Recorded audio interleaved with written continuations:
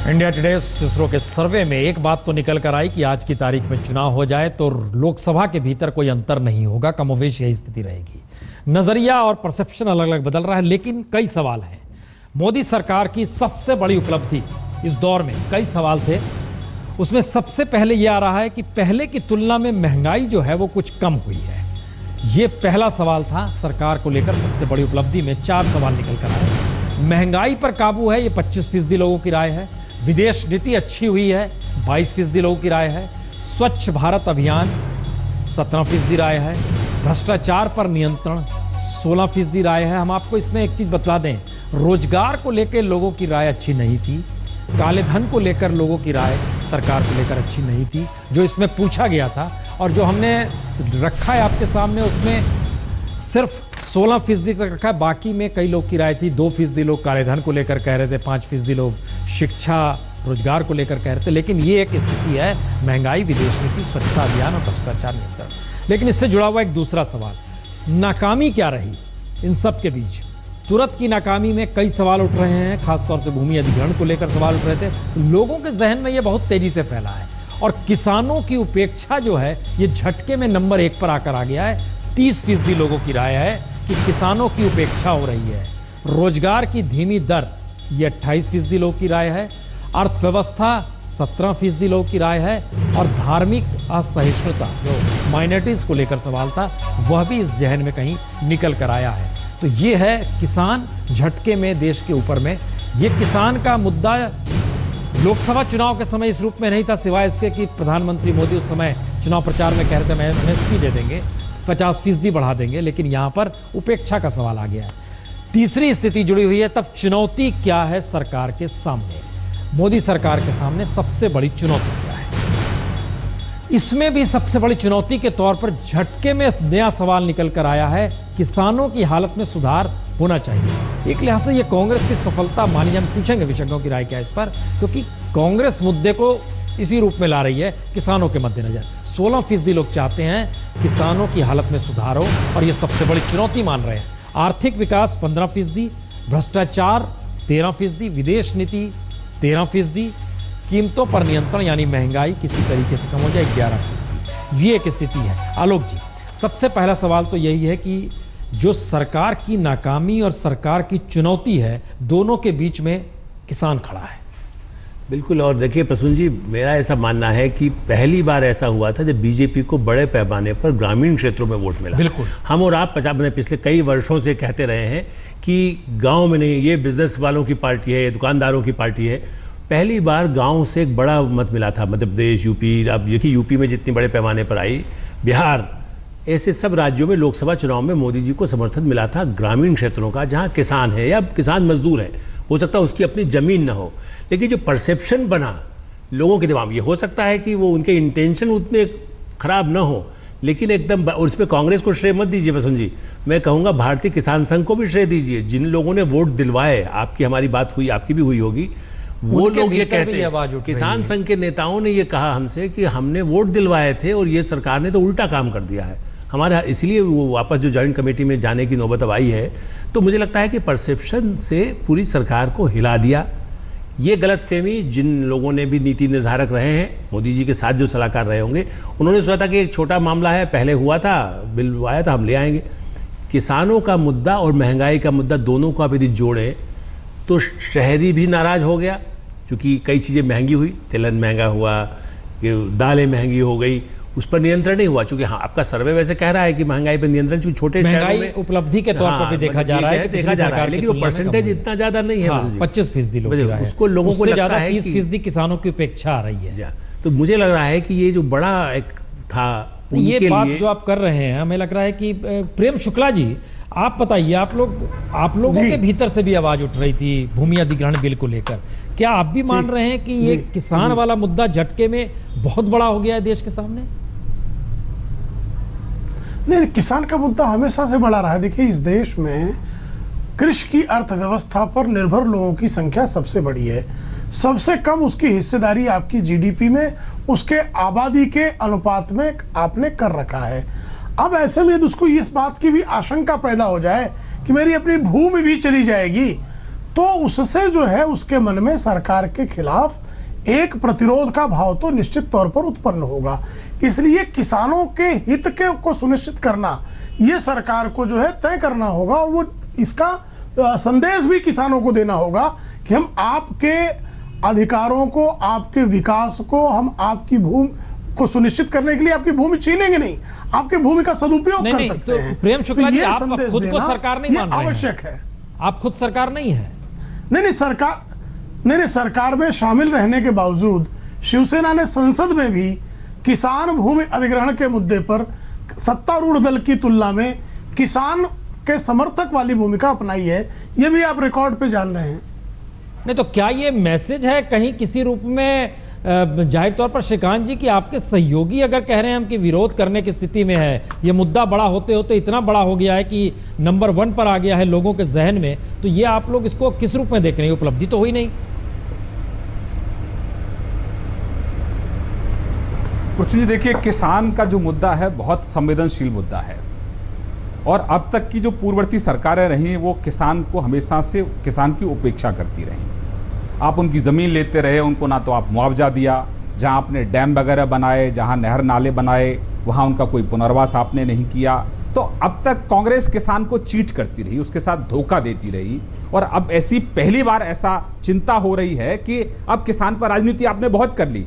अब किसान, जिस आर्थिक तंगी से किसान गुजर रहा है, उस आर्थिक तंगी से किसान को बाहर कैसे निकाला जाए, उसके सामने एक विकल्प कैसे रखे जाएं, जिससे वो आर्थिक जो बदहाली है उसकी, जिससे वो कहीं ना कहीं, अगर आप 15 साल का ट्रैक रिकॉर्ड देखें तो 2 लाख से ज्यादा किसानों ने आत्महत्या की है। श्रीकांत जी, आप अपना मैसेज किसानों तक कन्वे नहीं कर पा रहे हैं, ये सच है या ये सच है कि आप बहुत काम कर रहे हैं, कोई समझ नहीं रहा? प्रसून जी, मैं अपनी बात पूरी कर लूं तो अब आपने किसान की चिंता की है। किसान को आपने अब तक जो मुआवजा मिलता था उसका 1.5 गुना मुआवजा आपने बढ़ाया। किसान को 50% डैमेज पर ही मुआवजा मिलता था, उसको आपने 33% किया। और अब किसान, कांग्रेस ने तो किसान के हितों को WTO में गिरवी रख दिया था। MSP की बहुत बात करते हैं, लेकिन किसानों के हितों को इन्होंने गिरवी रख दिया WTO में। हमने वहां से किसानों के हित को निकाला। तो किसान की चिंता हमें है, हमारी चिंता है कि किसान को आर्थिक संपन्न कैसे बनाया जाए। उसके लिए उसको, आपको स्वरोजगार देना होगा, कृषि का व्यवसाय उसको देना होगा, और उसके नहर में पानी देना होगा, उसके गांव में आपको 24 घंटे बिजली देनी होगी, उसके गांव में आपको सड़क ले जानी होगी। तो किसान की आर्थिक उन्नति की चिंता करने की जरूरत है। आप किसान पर कांग्रेस ने बहुत राजनीति की है, और इसीलिए आपका सर्वे भी बता रहा है प्रसून जी, आपका सर्वे बता रहा है कि 86% लोग सरकार के काम से खुश हैं। इसी से अंदाजा लगा सकते हैं कि कांग्रेस के विपक्ष के बुरे दिन शुरू हो चुके हैं। हमारा श्रीकांत जी, हमको लगता है एक छोटा सा जवाब दीजिए, हम आपको फिर मौका दे रहे हैं। आपने किसान का जिक्र आते ही आप कांग्रेस का इतनी बार नाम लेते हैं जितने उनके सांसद नहीं है, आप उनको महत्व दे रहे हैं। उनको तो जनता ने हरा दिया है। हमारा सवाल है, 1 साल आपके पूरे हुए और वो मुद्दा जो चुनाव के समय नहीं था वो सामने आकर खड़ा हो गया। पॉलिसी आपकी, आप मैसेज कन्वे नहीं कर पा रहे हैं, या किसान को लेकर किसान को लग रहा है कि वो अंधेरे में है? क्या है स्थिति, क्या है? देखिए प्रसून जी, जब आप काम करते हैं तो काम आप डिलीवर करते हैं। हाँ, हमारी एक कमजोरी ये हुई है कि हम मीडिया के एक वर्ग को कन्विंस नहीं कर पाए भूमि अधिग्रहण बिल पर। किसान को हम कन्विंस कर पाए, हम भी गांव-गांव घूमते हैं। किसान कहता है कि 4 गुना मुआवजा आप हमें दे दो, हमारी जमीन आप ले लो।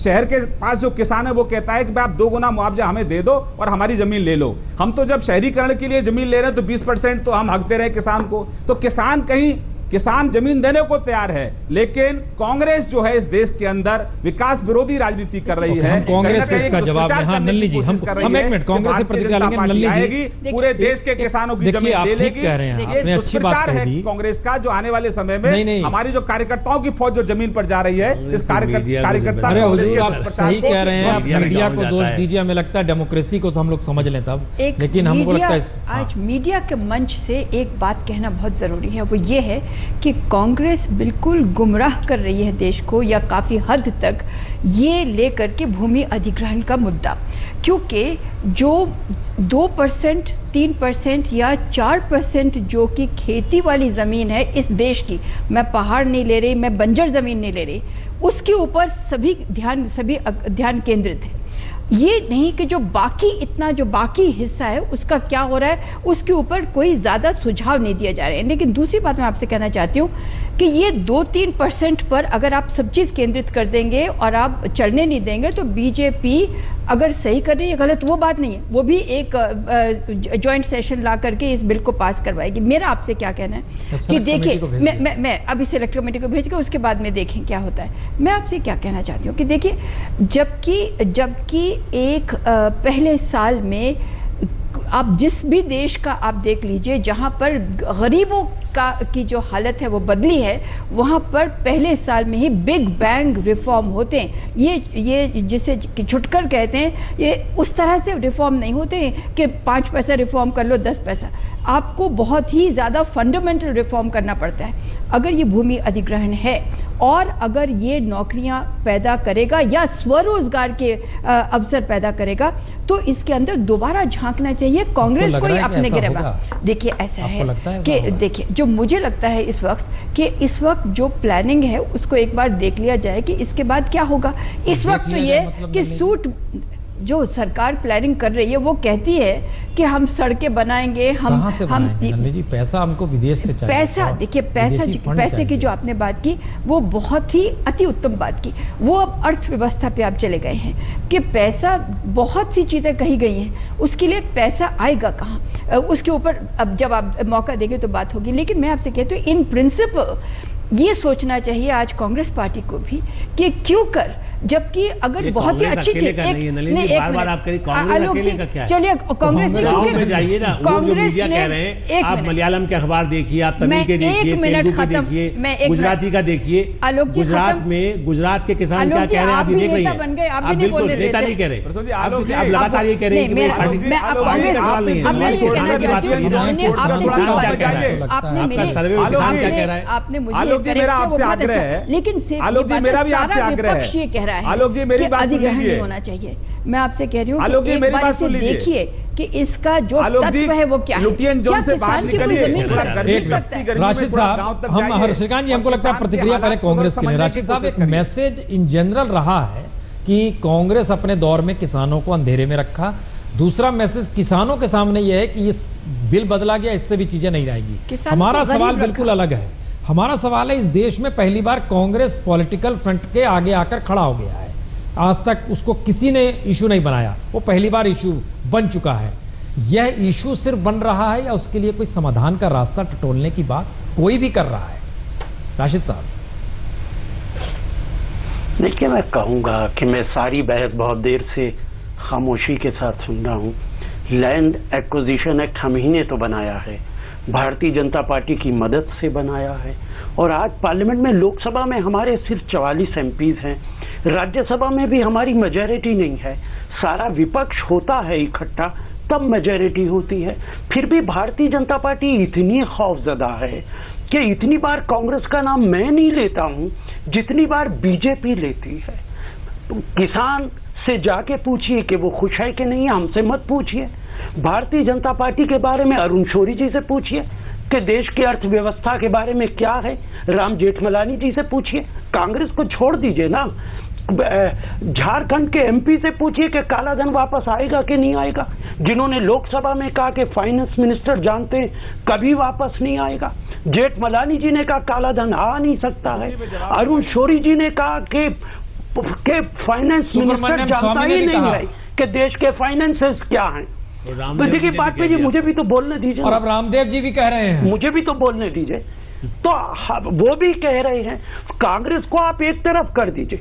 ये तमाम नेता जो बीजेपी के सपोर्ट में रहे, अरुण शौरी तो बहुत इंटेलिजेंट आदमी है, मेरे बड़े मित्र हैं, उन्होंने तो 1 साल के अंदर इतना कांग्रेस नहीं बोली है जितना उन्होंने बोल दिया है कि प्रधानमंत्री भी नहीं जानते फाइनेंसेस। श्रीकांत जी, तबाह हो जाए। आप ही के लोगों ने आप ही को कटघरे में खड़ा किया है, इसमें कोई क्या करे? हमें क्यों क्रिटिसाइज कर रहे हैं? इन लोगों की बातों का जवाब जी, मुझे लगता है कि अफेयर्स में भी फेल हैं। बोलिए। मुझे लगता है कि आप फॉरेन अफेयर्स में भी फेल हैं। श्रीकांत जी बोल दीजिए। डोमेस्टिक अफेयर्स के अंदर भी फेल हैं। अरे सुन लीजिए, देखिए हमारे मित्र कह रहे हैं कि हम सब जगह फेल है। अरे जनाब, ये सरकार ऐसी है जो सब जगह दिखती है, अगर कहीं कोई संकट आता है तो सरकार सबसे पहले वहां विजिबल होती है। अगर कश्मीर में बाढ़ आती है तो सरकार दिखती है, ओला पड़ता है, बरसात आती है तो सरकार जमीन पर दिखती है। अगर इराक में संकट आता है तो वहां से हमारी बहनों को लाने में सरकार दिखती है। यमन में युद्ध होता है, वहां से भारतीय लाने में सरकार दिखती है। अरे आप तो कम से कम प्रसून जी, कांग्रेस वो तो आपकी देन है, वो सब आपके पाप हैं। इन पापों को हम ठीक करने का काम कर रहे हैं। 60 साल में जो पाप आपने दिए इस देश को, उनको आप चाहते हैं कि 1 साल में वो ठीक कर दें। आप दिशा भ्रमित हैं, आप पूरी तरह से कंफ्यूज हैं। एक तरफ तो आप लैंड बिल का विरोध करते हैं, दूसरी तरफ आपका जो नौजवान है, जो युवा है आपका, सो कॉल्ड जिसे आप कहते हैं, वो अमेठी में जाकर फूड पार्क की वकालत करता है। अरे भाई, फूड पार्क का निर्माण कौन कर रहा है? वो भी तो कोई उद्योगपति कर रहा है ना। 100 करोड़ की लागत से वहां फूड पार्क बनेगा, लोगों को रोजगार मिलेगा, वही तो हम बात कर रहे हैं। अमेठी में जाकर आप फूड पार्क की वकालत करते हैं, संसद में आके आप भूमि अधिग्रहण बिल का विरोध करते हैं। तो आप कंफ्यूज हैं। आप कंफ्यूजन में, आपने 60 साल देश को लुटने दिया। आपके हर मंत्रालय पर बोर्ड लगा हुआ था, सेल, मतलब कुछ भी आओ खरीदो, बोली लगाने वाला चाहिए, सब कुछ बिकता है मनमोहन सरकार में। अब ये नहीं होता है। अब यहां प्रधानमंत्री पद की गर्मा है। प्रधानमंत्री पद को 10 जनपद से जैसे चलता था वैसे नहीं चलता है। तो आप थोड़ा सारा आक्रोश जो है आपने सब मिला दिया इस सर्वे में। और श्रीकांत जी, हमें लगता है कि सर्वे के हिसाब से हम लोग थोड़ी सी बातचीत कर रहे थे, क्योंकि सारा आक्रोश मत मिला दीजिए उसमें, क्योंकि फिर बड़े मुद्दे खुलने लगेंगे। हम उस दिशा में नहीं जा रहे हैं। कुछ ऐसे सवाल इस दौर में लिए गए हैं, मसलन सरकार काम कर रही है तो कौन से कैबिनेट मिनिस्टर हैं जिसे जनता को लगता है बेहतरीन कर रहे हैं? कौन से कैबिनेट मिनिस्टर जिनके बारे में राय है कि नहीं नहीं ये अच्छा काम नहीं कर रहे हैं? कौन है इस दौर का नेता जो चुनौती देने को तैयार हो रहा है? ब्रेक के बाद बात हो। वीरता के साथ 1 साल पूरे होने पर जश्न की तैयारी या उपलब्धियों के बखान की दिशा में जा रही है। इसका नजरिया यह भी है कि 25 तारीख को मथुरा में प्रधानमंत्री का भाषण होना है और उससे पहले बाकायदा निर्देश जारी कर दिया गया है कि सभी सांसद उस भाषण को ध्यान से सुने। यानी एक संकेत बहुत साफ है कि प्राइम मिनिस्टर जो मथुरा में भाषण देने वाले हैं, वह आने वाले वक्त में सरकार की क्या दिशा होगी, कैसे वो काम कर रही है और किन उपलब्धियों के आश्रय सांसदों को अपनी अपनी कॉन्स्टिट्यूंसी में जाकर बताना और कहना है। चूंकि पूरी तैयारी की जा रही है तहसील स्तर तक पर प्रचार करने की, तो वो एक आधार होगा जो प्रधानमंत्री का भाषण होगा। तो हर किसी की दिशा इस बात को लेकर है कि सभी सांसद प्रधानमंत्री के उस भाषण को सुने, और बाकायदा निर्देश दिया गया है, ये प्रधानमंत्री का निर्देश है कि सभी सांसदों को हालांकि ये सामान्य तौर पे हर कोई सुनते हैं प्राइम मिनिस्टर का भाषण, लेकिन इसका मतलब बहुत साफ है कि इसके जो पॉइंटर्स होंगे हर सांसद अपने जहन में रख ले और उन मुद्दों को ले जाए और आगे बढ़ाए। लगातार कैबिनेट मिनिस्टर्स प्रेस कॉन्फ्रेंस भी कर रहे हैं। तो ये एक स्थिति, और इसी मुद्दे के आश्रय इर्द गिर्द हमने कहीं ना कहीं उन तमाम इश्यूज को छूने की कोशिश अपने सर्वे में की है, जिसमें इस बात का जिक्र होगा कि प्राइम मिनिस्टर इन मुद्दों को जरूर उठाएंगे मथुरा में। और लगातार अलग अलग अर्थव्यवस्था का मसले को आज अरुण जेटली साहब ने प्रेस कॉन्फ्रेंस में उठाया और हर कैबिनेट मिनिस्टर प्रेस कॉन्फ्रेंस करने वाला है। तो छोटे से ब्रेक के बाद लौटेंगे, तब आगे का सवाल है कि प्राइम मिनिस्टर मोदी को लेकर इस देश के भीतर क्या छवि है, जनता सोचती क्या है। ब्रेक के बाद।